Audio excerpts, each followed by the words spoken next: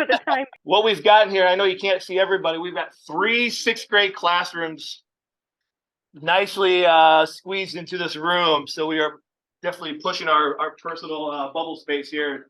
Wow. So we're just prepping here. We're really appreciative of you carving out some time to speak with us as we try to figure out our own journey to do some of the work that you do for a living. And so I thought maybe we could start with just introductions. Who are you? What do you do? And a little bit of your journey of how you got to this point of doing what you do. Yeah, of course. Hi, everybody. My name is Kelsey Snell. I cover politics for NPR. So I am on the radio and I live in Washington, D.C. I, for a long, long time, covered Congress for NPR, but I'm starting to branch out and cover more of the things that happen all across the country. And that what covering politics means is I talk to people who are interested in their local politics, are interested in the way the government works for them or doesn't work for them. And I talk to the people who make decisions in government. One of the things that I always try to remind myself is that my job is to be the person in the room for millions of people all over the country who don't get to be there. So my job is to try to ask the questions and explain things in a way that allows people to understand what's happening in Washington, because sometimes that can feel really far away and can feel really intimidating. That's something that I know really well because I'm not from here. I'm from the suburbs from the Midwest. I grew up there and I went to school in Chicago. And I realized when I was actually after I graduated from college, I realized that I missed working at my college newspaper and I missed being able to ask people questions and having it be my job to be a person who got to ask questions. So I went back to school to learn to be a journalist. And I have worked in Washington, worked as a reporter covering politics of some kind for about 13 years now. So I came over to radio because I thought it was a really good way to get to join people in their cars and in their homes in a way that I couldn't always do when I was writing for big newspapers. So that's a little bit about me. Yeah, and I'm excited to talk to you guys. Yes, we appreciate you sharing that. So maybe to kind of get our brains going here a little bit in the process, could you kind of walk us through, maybe first thing, maybe explain a little bit what NPR is, so we all have an understanding of that, because maybe not all of them tune into NPR on the school bus or other rides to school. But then two, a little bit about just kind of like your workflow, your process, or like how does a story develop? How do you go about obtaining the information to tell a story? Some of that, I know we'll have more specific questions with that, but maybe just as a launching point, because part of their work is to be able to do the exact same thing. Here's our argument, here's our stance, here's our story, here's our support, and then how do we get someone to actually want to listen to our words? Well, NPR is it's National Public Radio. We were created in the 1970s as a public service to the country, and our main mission is to provide a public service through news. And for me, that means talking to, as I said, lawmakers and people who make decisions, sometimes voters, and helping them understand the world better. So we're on the radio and we are also online, and we also have lots and lots of podcasts, which is a way that a lot of people find us these days. I'm often on our NPR Politics podcast, and I have also, our main shows are called All Things Considered and Morning Edition. And those are heard all across the country at radio stations from everywhere from Alaska and Hawaii to the tip of Florida and all the way up to the corners of Maine. So we are all over the country. When it comes to trying to start the process of telling a story, the thing I like to ask myself is, why should somebody care about this thing that I think is interesting? A good example of it right now, something that I'm working on today, is there was a poll asking people how they felt about a whole range of issues about American politics. So I sit down. So you start with a topic and you try to figure out what makes that interesting, not just to you, but to somebody else. one of the things that somebody told me when I started this job was that I needed to try to think about telling this story to my mom or to a friend who had no idea about the thing that I was talking about, and I had to think about how I would explain it to them and where I would start. So I think sometimes when we have been thinking about something for a long time, we'll start in the middle of the story because that's where our brains are, because our brains have already figured out, this is interesting to me. But when you're telling somebody else a story, you have to start by convincing them that they care, which, is a different challenge than just explaining what's happening. And that's something that I think about at the very beginning of every time I report a story is how can I explain to somebody that they should care about this? Um, Kelsey, let me pause you here real yeah. quick. So some of you are writing stuff down and some of you aren't. And I know I'm not directly your teacher, but what she just wrote right there, that is the key concept is you start to frame your story. So if you aren't writing down those key things, that someone who does this for a living, kind of livelihood is dependent on people caring about her stories. That's stuff we should be writing down. That idea, like, how do I get somebody who knows nothing about the topic to care? Would my mom care? My parent care? These are the things, if you're not writing stuff down, sorry to interject on your guys' stuff here, that's what you should be scribbling. Because you don't want to go through all this work and have people not care or listen to your work. You're going to get passionate into it. I know you're in your early stages, but these are the nuggets that you want to be capturing. Sorry to interrupt you there. No, and I'm glad sure. that you framed it that way because there's actually another part of this that I think is important. You should figure out who you want to reach because maybe you don't want to be talking to your parents because maybe your parents aren't the person you're trying to convince. Or in my job, I'm not trying to convince anybody. I'm just trying to explain it to them, but I still have to think about who it is I'm talking to because I might talk to my mom differently than I would talk to my friends. And the things that make my friends care about something might be really different than the parts of a story that would make my mom care. So you kind of have to start from the moment of, who am I talking to and how do I tell them that they should care about this? Once you have that figured out, a lot of the pieces can start coming together because let's see. Let's say I was trying to tell somebody a story about, I don't know, why I needed to get a pet. Easy one, right? Like why we needed to have pets in the house. I would probably, so I have a 3.5-year-old boy, and I would maybe explain to him what goes into having a pet, what even having a pet means, differently than I would to my husband, who, has had animals around the house before. My 3.5-year-old needs to understand that pets need to go poop somewhere and that they have to go eat somewhere and that there's a whole big process that's involved with having a pet that, a grown up probably already understands. It's a pretty simplified version of thinking about it, but that's kind of the way you have to answer questions before you even start. Um, once you know who you're talking to, then you can start thinking about the questions you want to answer. And then oftentimes, honestly, I start with Google and I try to find, you know, I think it's important to try to know what sources are reliable and what sources aren't. And a really good place to start is Wikipedia, while it's really interesting, isn't always the best place to start. It has some good information, but people can edit that, and it's not the most reliable place. A good place to start is actually other news reports because often, usually, and theoretically always, those are vetted by people who have done a lot of research. Another place that you can start is published books because those have been vetted and people have gone through and made sure the information is correct. Um, Even if you want to go as simple as like a hard encyclopedia, that has been checked by someone. Things that are published by universities and firsthand accounts, people explaining their story. If you say that I learned this by hearing this story from someone, then you give the people the important context of knowing, who the person is, why they might be saying it. And that is all important information for people to have, whether as they're trying to understand something or trying to make a decision.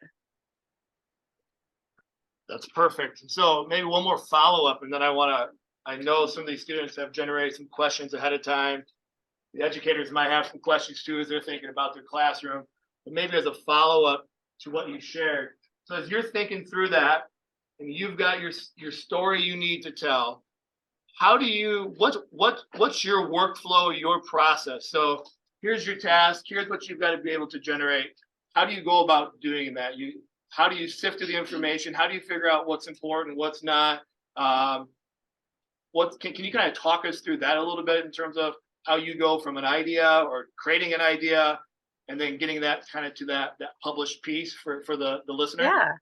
So oftentimes I will start with a really big idea and write that down. And then I will write down the questions I have about that idea. And I won't try to write down any answers, just the questions that I have. Or sometimes I'll write down the things that I think are interesting about it.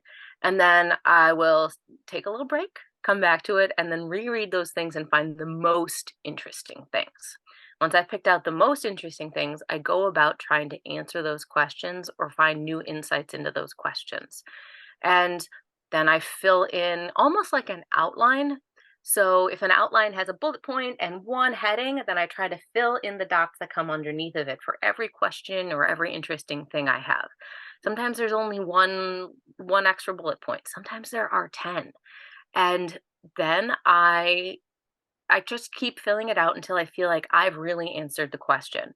And then oftentimes I will go to somebody that I trust or who I think understands this better than me, and I say, here's what I'm thinking about this topic. Here's all the questions that I have. Do you have any more questions, or is there anything here that I'm missing? And that often opens up my mind to opportunities that I haven't ever considered before. And then I go through the process of finding people who can answer my questions.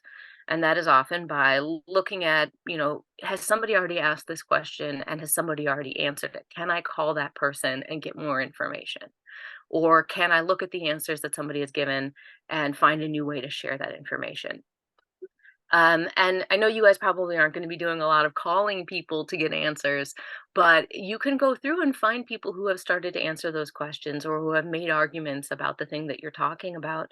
And I always make sure to explain who the person is, what they do, and why they're important to the thing that I'm talking about. So for example, if I'm talking about politics, I say, and I'm talking to a member of Congress, I say the congressperson's name, where they're from, what party they represent, and maybe some other additional bit of information like they are an expert on the topic, just so the person consuming the information can know that this person is important and has a reason to be talking about it.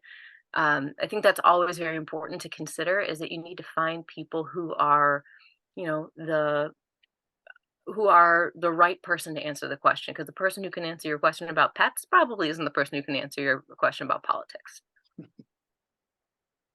No, that's great. So I don't want to hog all the air here, because I could easily do that just because I can be selfish. So I want to hand it over to the educators and to the students. And so I know there's been some pre-populated questions that they've had conversations around. Teachers might have some questions as we're all learning from you here as well. So what I would like to do, I know it's tight, but just so Kelsey, you can actually like put names and just actually like make meaning besides just a big chaos of bodies.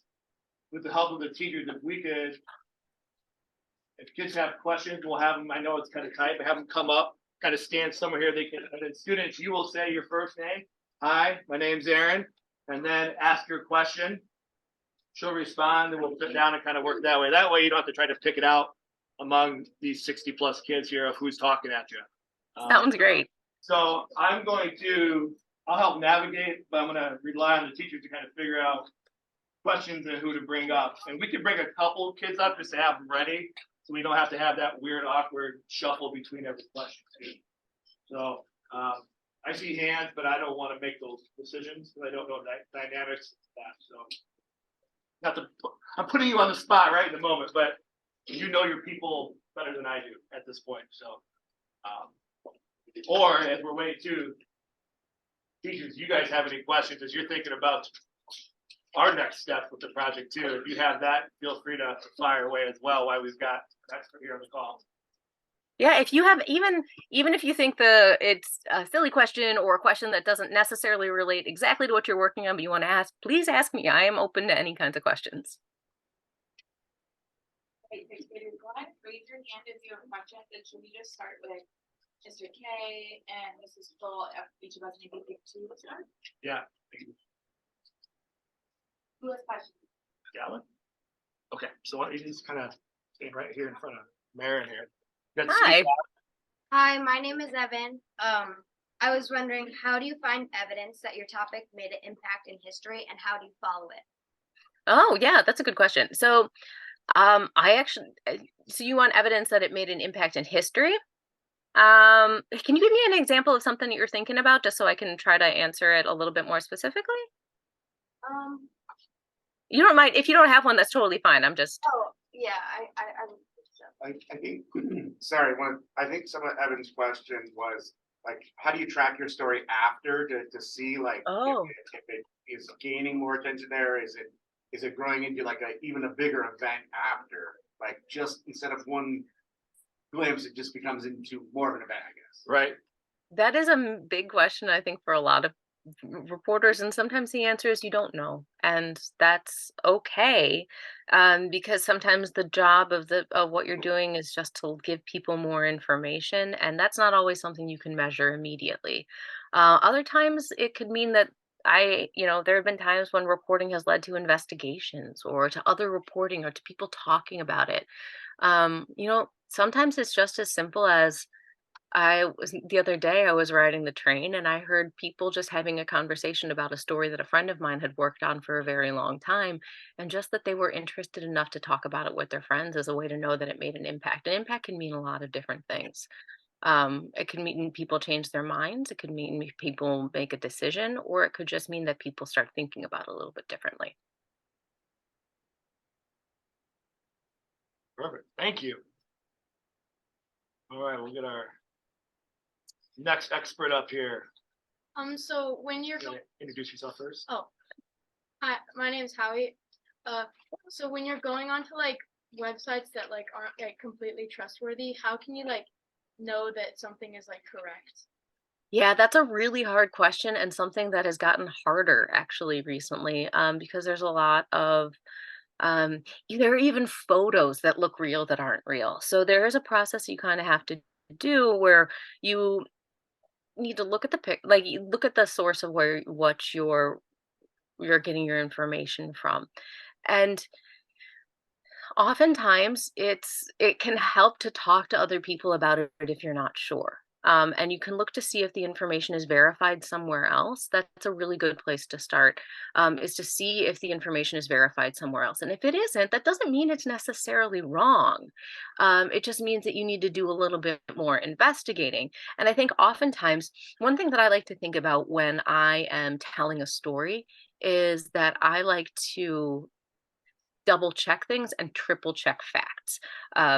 One of the things that you often hear is that it takes three things to make a trend. So if you hear something three times, that means it's something that's happening or more, that's happening in more people's lives than just a surprise or an instant. And I think that can also be true with information. If you see information once, twice, and then a third time, you can know that that is real and trustworthy information. But honestly, a lot of times it does help just to talk to somebody and say, does I have a question about whether or not this information is real. Can we talk about it, and can we try to work on this together?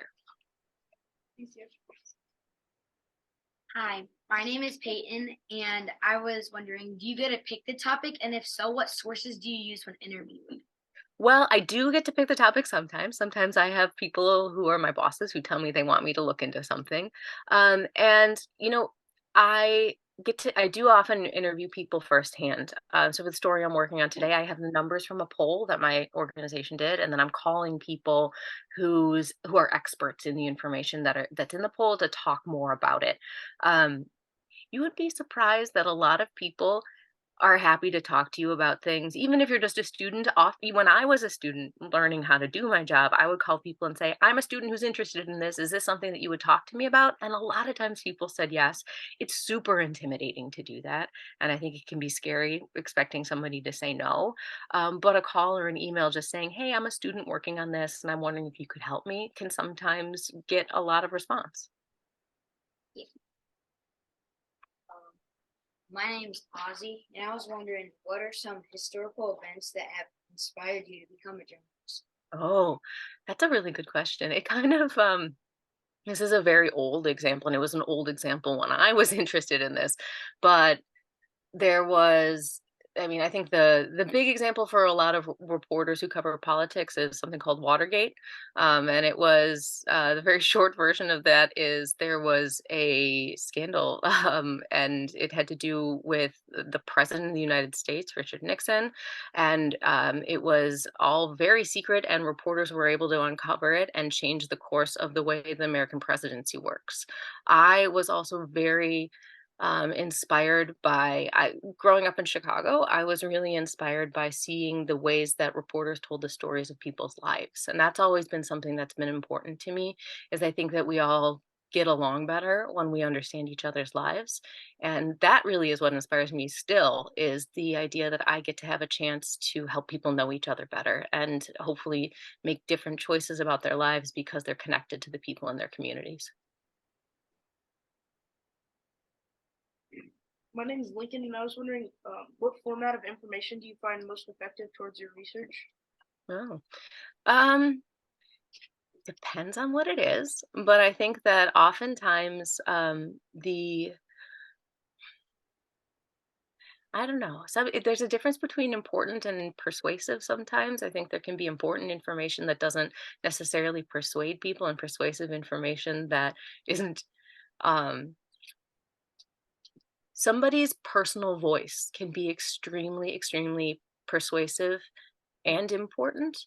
And so I think that's a good answer. But I think also stories of experiences are persuasive and important, and also like hard information like data. So something happened 100 times or 150 times or a million times. That gives people a sense of how big the issue is. And I think oftentimes that helps people decide if they care. Sometimes something has to be a really big important thing to get anybody to listen, and sometimes numbers can help you. But that's not always true, so you don't always have to have numbers to support you, but oftentimes it can help. Thank you. My name's Sarah Fallad, and I was just wondering why did you want to be part of the student newspaper when you were younger, and like what was in that interested you? Oh, yeah, that's a good question. I always liked writing. Student newspaper was fun because I think I've just always liked being able to ask people questions. And as a reporter, it's your job to ask questions, and you get to be a little bit nosy, and it's your job. um, and it's also, I think it's really fun to hear people's stories. I think when I was in school, I always wanted to understand why stuff was happening, and I always wanted to understand why people were making decisions. And I feel like I was a really shy person actually in high school and in most of college. And I think it gave me an opportunity to figure out how to talk to people, and how to interact, and like ask questions in a safe way. And I think that it was gave me a safe space to do that. I don't know. How do you print the sources you use for your research? That's a good question. So the depends on what it is, but oftentimes I look for their experience. And or if I'm looking at a newspaper, I look at, I make sure that it is a newspaper that um, is a major newspaper, or like is a place that has a long history of doing reporting. When I'm talking to a person, I look at their background. So if I'm talking to somebody about the environment, I try to find somebody who is maybe an environmental scientist, or it's this person who works, even say somebody who works in recycling, or somebody who has experience and who can show me their experience, can prove to me their experience. Sometimes it means that they went to school for it. Sometimes that means that their daily lives are involved in it. So, you know, in the example of, I'm a mom, this is a good example. A parent didn't go to school to be a parent, but they've been doing it for a long time. And so they have experience and they can talk about it as a person with experience. But how do you credit them when you do that, when you write or talk about it? Oh, yeah. How do I credit them? Is that what you said? Yeah. So I'm trying to think of a really good example. You can just say the person. So if you were to try to explain that you got this information from me, you could say, you would write down what they said, and then you would say, said Kelsey Snell, a political reporter who had, or you can just say a reporter who has covered politics for 13 years. That gives people an understanding of how long I've been doing what I've been doing, what I do. And you would also probably say that I'm from NPR so that they could go back and look at, a person reading it could choose to go back and look at the work I've done previously so that they have all the information that they need. Thank you. Hi, my name is Lincoln, and I was wondering what motivates you in writing.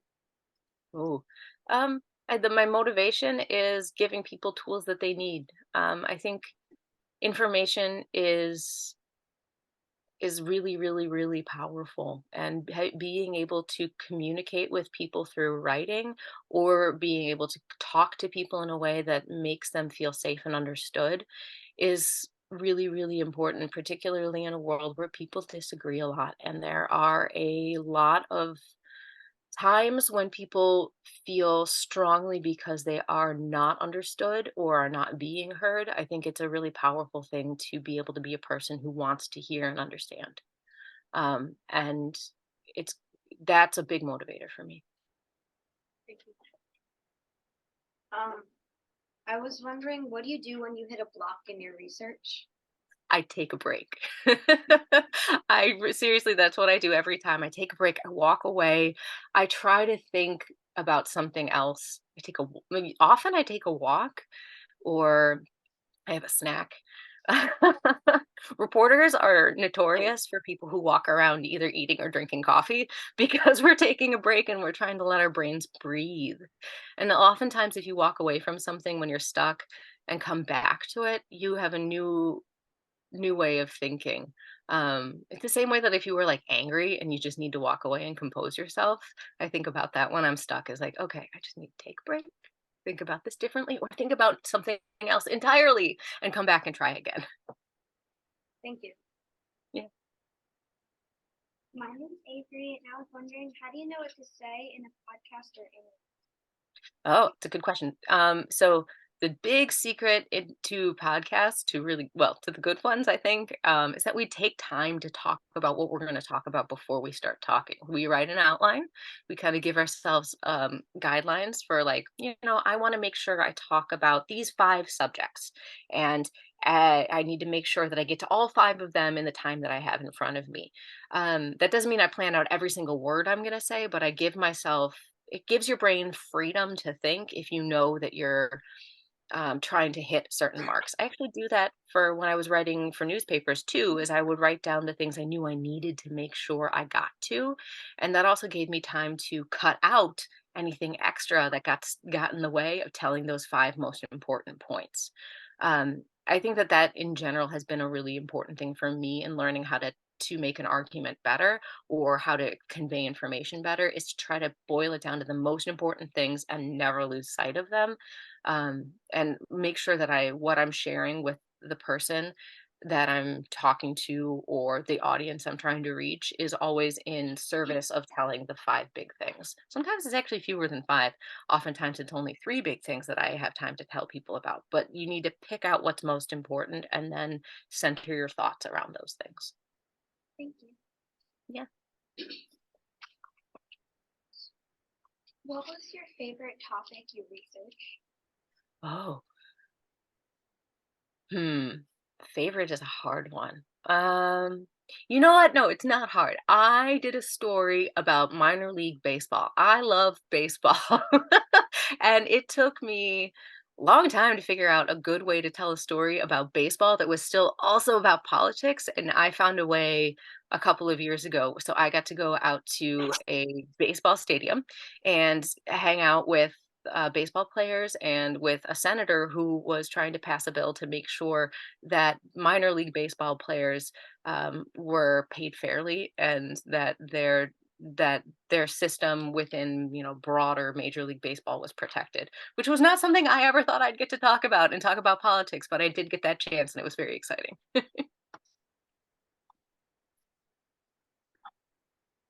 Hi, I'm Danny. I want to know, how do you organize your research ideas, or Mhm. do you use any specific kind of research? Yeah, so I have changed the way I organize my research over time because technology has made it different. I I'm currently sitting surrounded by notebooks, and the boxes behind me have the two top ones are filled with notebooks. So for a long time, I would organize things by notebooks, and I would give myself like 3 pages of a notebook to start an idea and start outlining them. I also now use Google Docs because I can share them with somebody, and somebody else can look at it while I'm working on it, or we can collaborate back and forth, and I can move things around. Um, Same kind of idea actually can work with any kind of computer document because then you're not stuck to writing in just like the amount of space that you have in a notebook. But really, I just write outlines. I use the really basic outline process that I learned when I was very young, which I don't know. Have you guys done outlining and learned how to build an outline? A little bit, yeah. It's all part of the journey that we are Yeah, embarking on starting today with you. So I'm trying to remember when I learned how to build an outline, but really I still use the outline process I learned when I was in elementary school or middle school, which is you find your big topic and then you find your smaller topics and then you fill in underneath the smaller topics. And it helps me organize my brain. So yeah, I would say outlining is a really big deal for me. But you know what? There are ways of doing it that I've seen people do that I think is really fascinating. I have a friend who draws pictures for her outlines, and she'll draw a picture of the thing that is most interesting and write a few words, and then draw an arrow to the next thing, and then draw another picture. And so it becomes this visual way of seeing what's important that I happen to think in words, but she thinks more in pictures. And so she draws a flow of her information, and that works really well for her. So I think to some degree, it helps to try to figure out how does your brain hold information? And if you were to look at this piece of paper in 2 days or 5 days, would you still understand what you meant?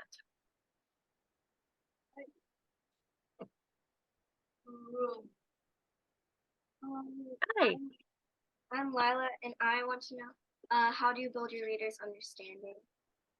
Yeah. Um, Part of that is asking, while I'm talking to people about a story, I always ask them what I'm not understanding or the questions I haven't asked yet. And I also oftentimes will talk to colleagues and friends and say, hey, I'm thinking about this and I'm working on this. Do you have questions about this that I can answer? And that always helps me figure out not just what I think is interesting, but what somebody else might need to know. And then when I'm making my outline, I try to organize my information in a way that builds on top of one another. So if we go back to the pets thing, you start out with your big idea, which is I'm explaining why it's good to have a pet. Okay. And then I go to the next concept down, which is okay, pets can be these types of things. Like I could have a dog, a cat, a fish, a reptile. But the things that all of these options have in common are that you have to care for them and help them grow, and that you're the person in charge. And then you kind of build the way that your questions might stem from one another is the same way that somebody else needs to have them answered. So write down your questions as they come up and try to answer the most important ones in that order, because oftentimes that's a good way to help people their brain get from point A to point B.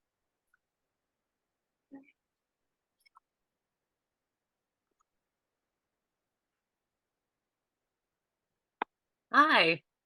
Hello, I'm Mrs. Mondekar. Nice We to had a meet you. question, and nice to meet you too. Thank you for being here today. We had a question from sixth grade that they were a little nervous to come up and ask themselves, so I'm going to ask it. If you're working on a project and you're feeling really stressed or overwhelmed about it, how do you manage that? How do you come back from that? Oh, that is very hard. Um, Again, with taking breaks, that helps, but also talking to people really helps. I think oftentimes the stress of working on a big project can often be that it feels isolating and that you feel like you're trying to tackle something really big all alone. And I think that it's helpful to know that you're not tackling it by yourself and that other people have ideas and that there's absolutely nothing wrong with asking people to help you with that kind of moment, or asking people to have ideas about something you're working on. That's collaboration, and collaboration gets people unstuck a lot and can help with frustration. Awesome. Thank you. Yeah. Kelsey, I want to be respectful of your time, and I also know that we want to build in some time to debrief here as well before we have to shift with just logistics of a school day. But before we do that, I just want to make sure, educated, any other questions? Do you have any questions? Any other questions for you? Instructional coach, any other questions? Okay. Oh, we might have one more final question. That's fine. And if other things pop up, if you guys want to find a way to channel them to me, I'm happy to send some follow-ups if you guys need that. I'm happy to do that. Perfect. There you go. Now she's. Hi. Hi, I was wondering what's the best way like that you work? Is it like by yourself at your house? Or like do you work best around like other people?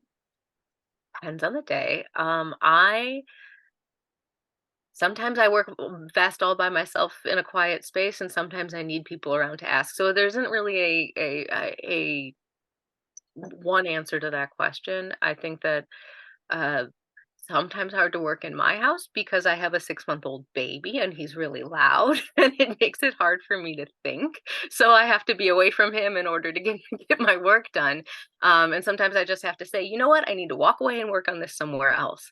Um, but sometimes I do want to talk to people and I want to work with them. I think just communicating with people around you about what you need and trying to find a space that works well for you in that moment is okay. Um, if you have the flexibility to make those choices, I think it's you might need something different at different parts of the day or in different parts of the project. Well, we really appreciate you taking time, and I know as we get going on this journey, I know there'll be more questions, so we appreciate you extending that offer for us to reach out to you. Yeah. We can stay in contact on best ways to get that done. But this has been a great starting point for us to start to wrap our head around the journey we're about to embark on, as we start the process, how to tell a story, capture a story, what's important for us, what's important for our user, and then how to get that out for the public to process. And hopefully we have some impact with the brilliant voices that we have here in the room today. So we Good appreciate luck, you guys. taking time.